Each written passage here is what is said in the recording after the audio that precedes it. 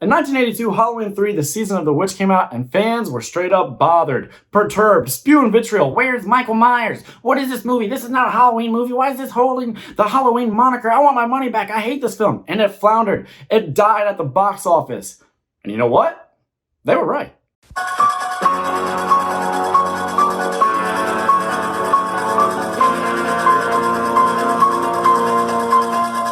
Hello, welcome to Nightmare Flicks. I am Nate, you are you, and we are on stop 3 along the road to Halloween Kills, a new review series I'm doing here on the channel because Halloween is my favorite movie franchise. And we're going to be looking at all the films. We're going to be ranking the films. We're going to be doing all sorts of other outside the box Halloween content. So, if that sounds like your kind of party, go ahead and get on board. Hit subscribe, hit like, and comment on this video. Let me know your thoughts on Halloween 3 Season of the Witch. Because as you can tell from the beginning, I am going against the grain here because it has become very trendy, very popular to say this is a hidden gem. This is one of the finer films in the Halloween franchise. That, 80s fans ruined it for all of us. That we could have had a new Halloween anthology series. And how special would that have been? And I have to say that I can understand what you might like about this film.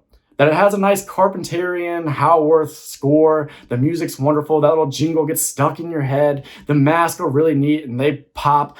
All sorts of wonderful aesthetic running throughout this film. But that doesn't change that the plot is nonsensical and the subplots don't really connect. They're all just kind of loose ideas that were thrown against the wall and they're hoping something would stick. And for me, it doesn't. And when you take a step back and look at everything the way it comes together, you'll figure out that it doesn't come together. You just have weird little pieces left and right. So today we're going to talk about the 5 areas in which I think this movie is the most asinine. And there's a whole lot of other issues. When you really get down in this plot, not a whole lot works. Not a whole lot makes sense. You just have to be there for certain actors' performances. You have to be there for the vibe and the aesthetic. You have to be there for the camp. And you have to be there to laugh at this if you think of it as a good, bad movie, at least in my approximation. So if I'm missing something, tell me down below. But today, like I said, we're going to talk about 5 areas where I think this film really does shoot itself in the foot over and over until there's just no foot left. So now let's get off on the right foot and talk about the first area that I really have a problem with. So let's talk about where this film opens up. A lot of people love the opening of this film. I actually think that's one of the highlights of the film. I love that little junkyard setting and seeing the gas attendant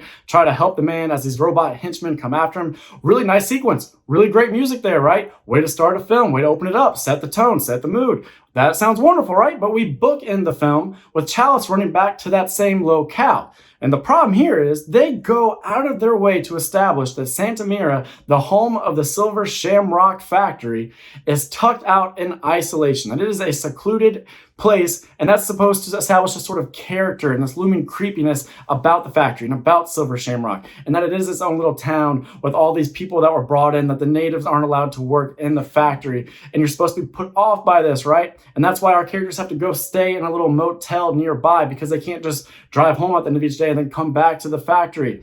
So they really go out of their way to establish all of this about Santa Mira. We can get a little montage where Chalice is talking to Ellie and explaining how they got to get there, how many miles it is, they have to take this many left turns, all that.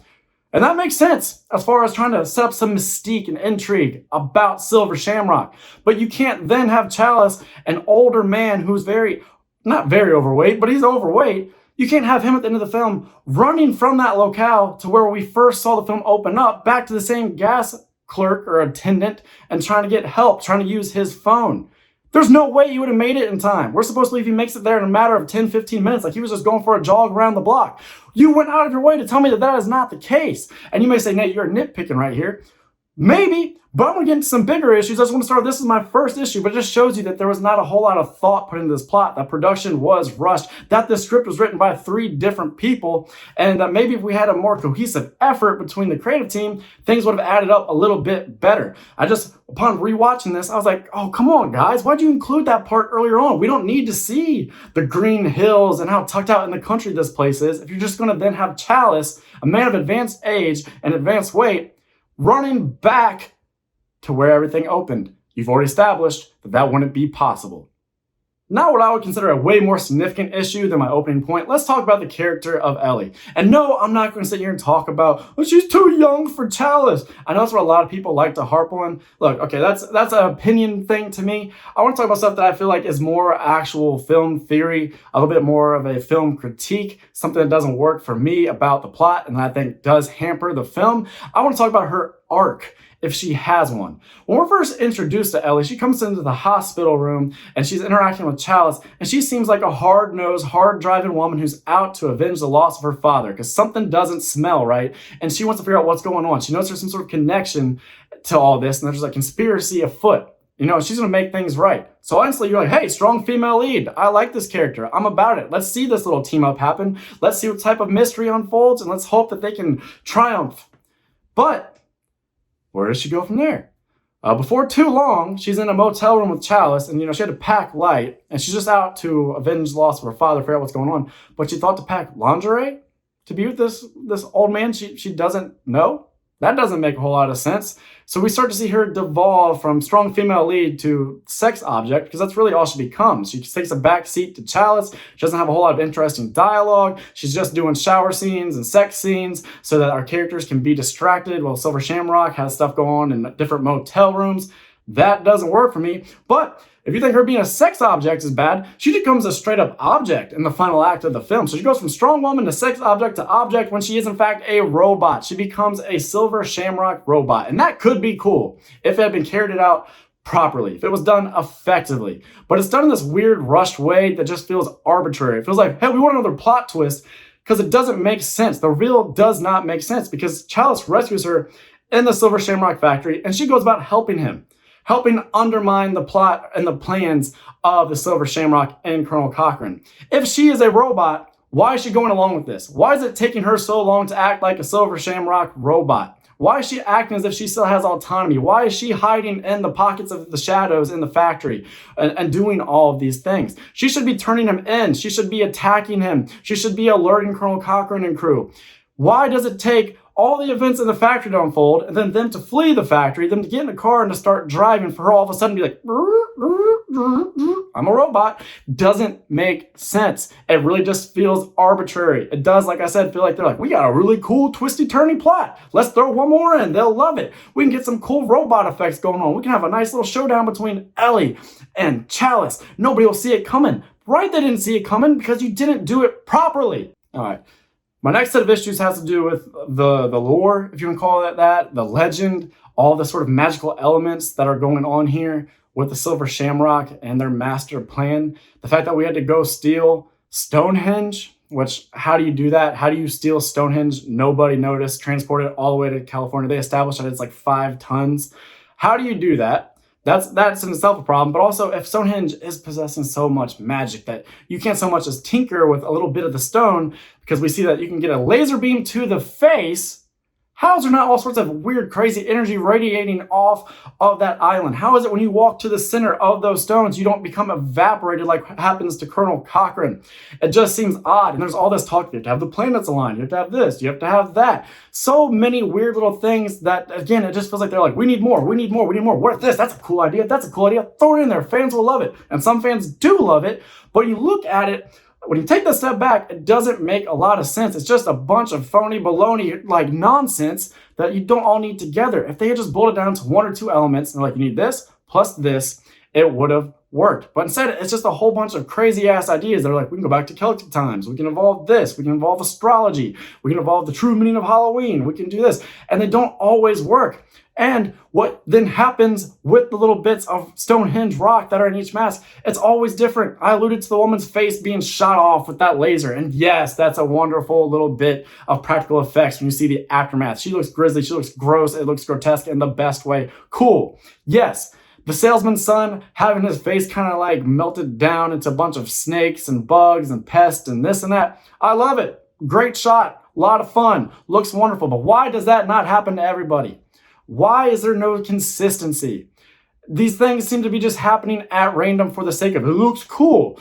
That's not going to do it for me, at least not the type of film viewer that I am. If you wanted that to work, then the lady in the motel, she needed to become a snake and bugs and all of this. That needed to come out of her surroundings. Or it needed to happen to the henchman in the factory. Or it needed to happen to Cochrane. He could have died by a giant snake. I actually love that for this film. I think that's wonderful because it seems like a callback to Irish lore when they talk about the snakes being driven out and what that means to their celebratory traditions. But instead, it was like different things for different folks. But why? It's all coming from the same stone through the same sort of stimuli and the same reactions. It does not make sense.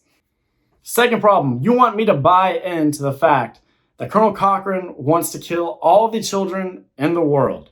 Not just the US, but global child side. He wants all the kids dead. But this factory has the worst operational strategy for making that happen. They make it such a pain in the ass to get a hold of one of their killer masks.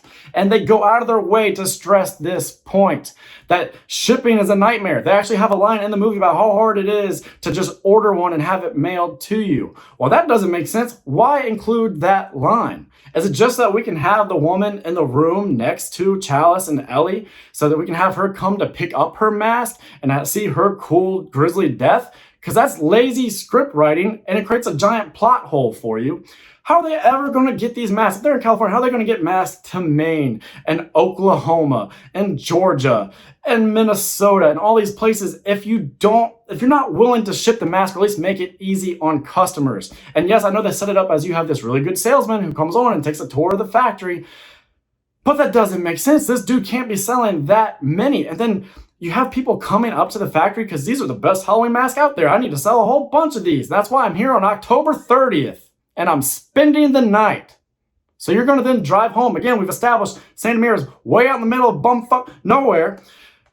You're going to drive all the way out there to get these masks, bring them back home so that it's now late in the day on October 31st to try to sell them. That's what I'm talking about. Watch this movie with open eyes, open ears, and you will hear all the stupidity. The plot details do not add up. You got some real dumb motivations for things happening. It's just bad, lazy script writing, and the way this factory works does not make sense. You wouldn't have any sort of reach. They're not even trying to kill the entire world. They're not even trying to kill all of the US. They're not even trying to kill all of California. They're not built for it. Their factory's not working for it. And that factory, why is it still working? Why are they trying to produce more masks if tonight, this is the Halloween, this is the night that it all goes down. We're killing all these kids and we're throwing it in their faces because they have perverted the holiday of Halloween and Samhain and all this and all that. Why are there still henchmen absentmindedly chiseling pieces of Stonehenge off to make more masks? Isn't this it? Isn't this the grand finale? This is everything. There's not going to be another day where you sell a freaking mask. This is it. So why are we just, that's what I'm talking about. Stuff is just happening in this movie. And keep your eyes open, you understand that it's just happening and it's not happening because anything has to make sense. And number one, my biggest gripe is that you wanted to start a new anthology series. And you wanted to do all this while working under the moniker of the Halloween franchise, which means you were trying to use an established franchise, a well-known, well-loved IP, and you were going to use bits of Michael Myers in this film because that's what fans want. That's why fans have given you money in the past, and so maybe they'll come back and give you their money now. Okay, makes sense from an executive standpoint, right? Or a studio standpoint. Of course you want to maximize profit, and you want the bottom line to look as good as possible, and you want to pump out a bunch of these. But then maybe don't make the first film in this new anthology series all about anti-consumerism and about greed and about the way that perverts holidays and such. I love that. I love that notion. I love that as a theme, especially if it had been fleshed out and done better and had been executed. That would have been wonderful. But to make it the first one and to do it like this, you seem like a hypocrite because you include a little bit of Halloween in here and you include Michael Myers because you know that's the only reason anybody's showing up. This should have just been called Season of the Witch from the people that brought you Halloween. That's how you should have done it. If you're being fair and just and honest, that's how it would have been carried out. You wouldn't have had the backlash. Maybe the film would have done better. You only have yourself to blame, but then you include that bit of Halloween and the immortal classic. Yes, the immortal classic. The icon, the legendary film, the classic that you will not be able to kill off with this new anthology series because it is the immortal classic. It is what people know and love, and that's what people are showing up for and would continue to show up for after this film. So if you'd been more honest with yourself and you hadn't been a little bit dirty with the marketing, yes, that's honestly how I feel. If you don't think this is dirty marketing, comment down below why you think it's fair game to say Halloween 3. Why is this not just Season of the Witch from the people that brought you Halloween and Halloween 2? Because that's what it should have been. Or it should have been the new Halloween anthology, Season of the Witch. Something like that. Something that's more honest and sets a proper expectation. But you can't tell people, hey, this is another Michael Myers film, because that's basically what you're doing by saying Halloween. And of course they're going to be butthurt and they're going to be upset when they show up and the most Michael Myers you give them is just on the TV and you're patting yourself on the back for your past success and for Michael Myers. So you're like the immortal classic and all this and all of that. That's just silly. It's just a baffling error. And of course, people were mad. And it makes sense. And so when people say, this film doesn't get the respect it should get, blah, blah, blah, if that's really how you feel, that's fine. But you have to admit, this should have been handled differently. It shouldn't have been rushed out a year after Halloween 2. It shouldn't have been called Halloween 3. The marketing needed to be more honest. And all the defeat, all the failure, they actually did bring it on themselves by doing this. And then again, when you harken back to Halloween and you just aren't willing to actually completely step away from Michael Myers because you want to make the most money you can, don't preach to me about anti-consumerism. So there you go. Those are the 5 things I think are just the least intelligent, the most stupid about this movie. And this is all in fun and jest. I don't hate this movie. I know it has its charms and its aesthetic. I told you that. There are things that I can take away from this movie and derive enjoyment from. But the plot itself is not it. It's out there. It's wackadoo. It's nonsense. It's batshit crazy and not in the best way. And it is not one of my favorite Halloween films. But I don't begrudge anybody who does feel that way. So be sure to comment your thoughts down below. Thank you for checking out the video. Hope you have a fantastic day. I'm Nate for Nate Flicks saying that's a wrap.